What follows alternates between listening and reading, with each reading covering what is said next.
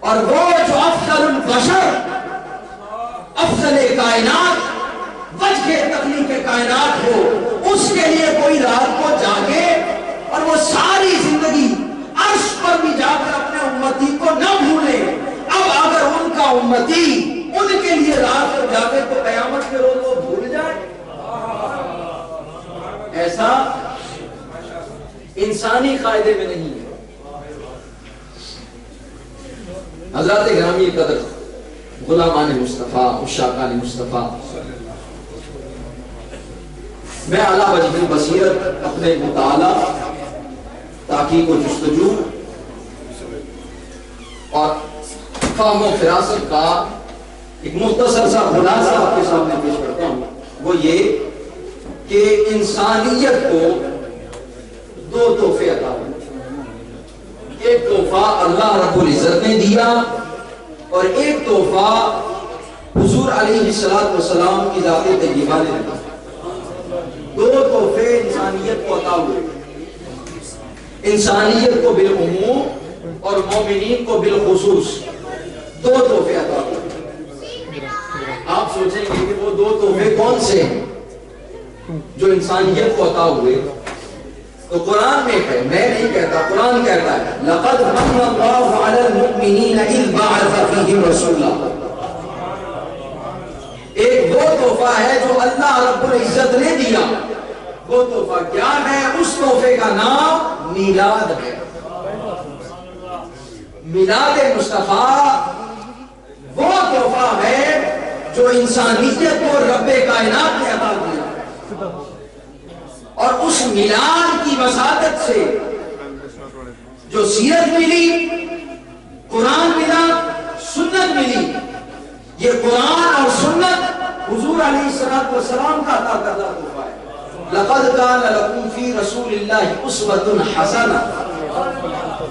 تو قرآن اور سنت مصطفیٰ کی عطا ہے اور خود مصطفیٰ خدا کی عطا ہے. یہ انسانیت جو گمراہی کے گڑھوں میں تھی، حضور علیہ السلام کی ولادت سے پہلے ساری تہذیبیں دم توڑ چکی تھی.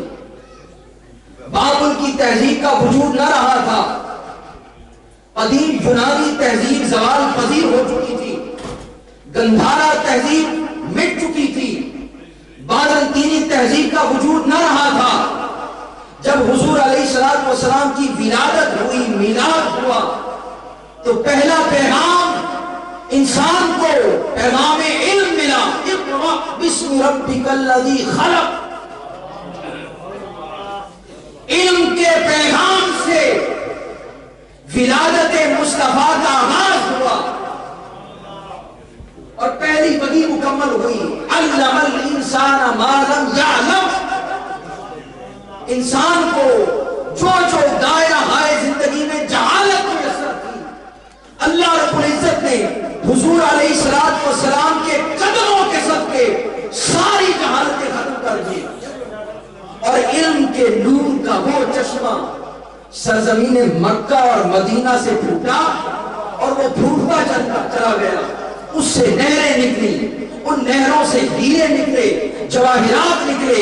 کسی کو ابو بکر کہتے ہیں، کسی دریا کو فاروق اعظم کہتے ہیں، کسی سمندر کو عثمان غنی کہتے ہیں، کسی شجاعت کے سمندر کو علی مرتضیٰ کہتے ہیں، کسی معرفت کے دریا کو غوث الثقلین کہتے ہیں، کسی طریقت کی معراج کے دریا کو داتا گنج بخش کہتے ہیں. یہ ہر سو پھیلتا چلا گیا اور اتنا بہا کہ اب انسان کی عقل و گمان میں سمانے والا بھی نہیں.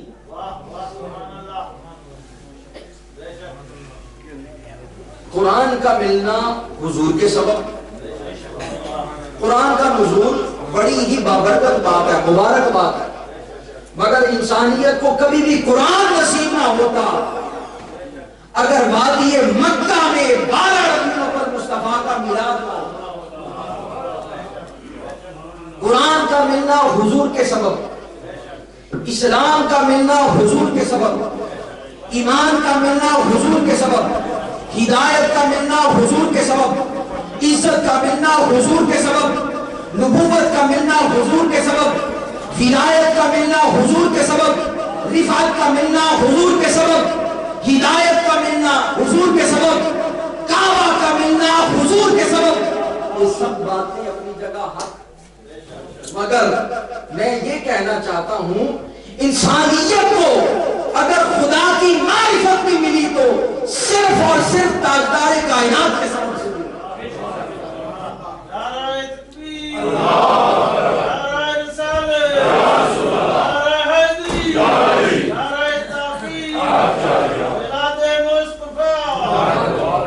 اللہ کو کسی نے نہیں دیکھا، اللہ کو کسی نے نہیں دیکھا، اللہ نہ کبھی مکہ شہر میں اترا نہ کبھی مدینہ شہر میں اترا، جس نے بھی دیکھا فقط مصطفیٰ کو دیکھا۔ اللہ سے باتیں کسی نے نہیں کی سوائے نبیوں کے، نبوت ختم ہو چکی۔ اللہ سے کلام کسی نے نہیں کیا نبیوں کے بعد، جس نے بھی کلام کیا حضور تاجدار کائنات سے کیا۔ اللہ کا کلام آج تک کسی نے نہیں سنا امت محمدی میں سے، ڈائریکٹ اللہ کا کلام کسی نے نہیں سنا، جس نے بھی سنا مصطفیٰ کو سنا۔ اللہ کے حسن کے نظارے کسی نے نہیں کیے، جس کسی نے بھی لذت نظارہ اور فرحت دید پائی آمنہ کے لال کو دیکھ کر۔ لہذا انسانیت کو معرفت الہیہ اور توحید کا علم بھی ملا تو صرف اور صرف حضور علیہ السلام کے صدقے سے ملا۔ اب لوگ یہ کہتے ہیں کہ میلاد کا ذکر قرآن میں کہاں پر آیا؟ ہم ثابت کر سکتے ہیں بسم اللہ کی با سے لے کر والناس کے سین تک ہر لفظ پکار کر کہتا ہے کہ میلاد مصطفیٰ منانا خدا کی سنت بھی ہے، انبیاء کی سنت بھی ہے، صحابہ کی سنت بھی ہے۔ آپ میلاد کے ذکر کی بات کرتے ہیں، وہ رب تو قسمیں کھاتا ہے۔ ابھی ہم آپ کو قرآن کی آیت سناتے ہیں، قرآن میں ہے لا اقسم بہذا البلد، اے محبوب کیا میں اس شہر مکہ کی قسم نہ کھاؤں؟ لا اقسم، اندازہ دیکھیں کلام، انداز کلام دیکھیں، اللہ رب العالمین پہلے نفی فرما رہا ہے، نفی استقراریہ فرما رہا ہے۔ اچھا نفی پہلے نہ کر دینے میں بھی ایک الگ مزہ ہوتا ہے، نہ کر دینے میں بھی ایک الگ عشق کا مزہ ہوتا ہے۔ آپ نے سنا نا حضرت داؤد علیہ السلام نے جالوت کو قتل کیا، جالوت اور طالوت کی جنگ ہوئی، حضرت داؤد علیہ السلام اس وقت چھوٹے تھے، قرآن میں ہے وَقَتَلَ دَاوُودُ جَالُوتَ، حضرت طالوت علیہ السلام نے فرمایا جو جالوت کو قتل کرے گا، جو منوں کے من لوہے کا لباس پہن کر جنگ کیا کرتا تھا، لوہے کا لباس پہن کر جنگ کیا کرتا تھا، جس کو مارنا امپاسبل تھا، تو حضرت جالوت علیہ السلام نے فرمایا جو اس طالوت کو قتل کرے گا میں اپنی بیٹی کا نکاح اس سے کر دوں گا اور وہ دنیا پر سلطنت کرے گا۔ حضرت داؤد علیہ السلام چھوٹے تھے، حضرت داؤد علیہ السلام گزرے وہاں سے، ایک کنکری پتھر بولا اے داؤد مجھے اٹھا لے، میں جالوت کا قاتل ہوں۔ پتھر اٹھا لیا، پکڑ لیا، دوسرا پتھر بولا، پکڑ لیا، جب پتھر پکڑ لیے نظر آیا جالوت، حضرت داؤد علیہ السلام نے اس کی طرف پتھر پھینکا اور وہ مر گیا۔ تو مارا کس نے؟ داؤد علیہ السلام نے مارا تھا، حقیقتاً طاقت کس کی تھی؟ بات سمجھ رہے ہیں؟ لیکن قرآن کیا کہتا ہے سنیے، قرآن میں وَقَتَلَ دَاوُودُ جَالُوتَ، جالوت کو قتل داؤد نے کیا، ایسے ہی ہے کہ نہیں؟ وَقَتَلَ دَاوُودُ جَالُوتَ، جب داؤد علیہ السلام نے پتھر مارا جالوت مر گیا، اللہ فرمانے لگا داؤد نے قتل کیا۔ اب جب حضور علیہ السلام کی باری آئی تو فرمایا وَمَا رَمَيْتَ، اے محبوب وہ آپ نے تو نہیں پھینکی تھی، پہلے نفی کر دی، نہ کر دی۔ میں نہ کی لذت بتا رہا ہوں کہ نہ کرنے میں کتنی معرفت ہے. وما رمیتا، اے محبوب کو آپ نے تو نہیں پھینکی تھی. اذ رمیتا، وہ جو آپ نے پھینکی تھی. اندازے کلام کی وما رمیتا، وہ آپ نے تو نہیں پھینکی تھی. اذ رمیتا، وہ جو آپ نے پھینکی تھی. پھینکی کس نے تھی؟ پھر فرمایا ولیکن اللہ رما، کوئی اور نبی مارے تو اس کا مارنا خود کا ہے. اے محبوب تو مارے تو وہ مارنا ولیکن اللہ رما، اور مارے تو اسی کی ہے.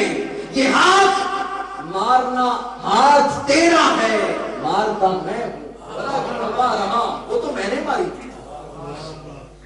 قرآن میں وما ارسلناک الا رحمۃ للعالمین، ہم نے تو آپ کو نہیں بھیجا. وما ارسلناک، نہیں بھیجا، الا رحمۃ للعالمین، مگر تمام جہانوں کے لیے رحمت بنا. میں یہ عرض کر رہا تھا اللہ رب العالمین نے قسم کھائی، قسم یاد فرمائی. فرمایا لا اقسم بہذا البلد، اے محبوب کیا میں قسم نہ کھاؤں اس شہر مکہ کی جس شہر مکہ میں آمینہ کا گھر ہے. بہذا البلد، ہادہ میں پہلے جو با آیا وہ اشارہ کرتا ہے کہ اس شہر مکہ میں کوئی ایک گھر ہے. پھر اس کے بعد اگلی آیت میں اس بات کو مزید وضاحت سے بیان کیا. فرمایا وَأَنْتَ حِلٌّ بِهَذَا الْبَلَدِ، محبوب کیا میں شہر مکہ کی قسم نہ کھاؤں؟ میں تو کھاؤں گا. کیوں؟ اس لیے کہ میرا محبوب اس مکے کی گلیوں میں خرام ناز کرتا ہے. جب مکے کی ہوائیں، مکے کی فضائیں رخسار مصطفیٰ کو بوسا دیتی ہیں، پھر میں شہر مکہ کی قسم کھاتا ہوں. جب مدینے کے ذرات نالین مصطفیٰ کا بوسا لیتے ہیں، اس وقت میں شہر مکہ کی قسم کھاتا ہوں. اس شہر مکہ کی قسم کھاتا ہوں. اعلیٰ حضرت پکار اٹھے.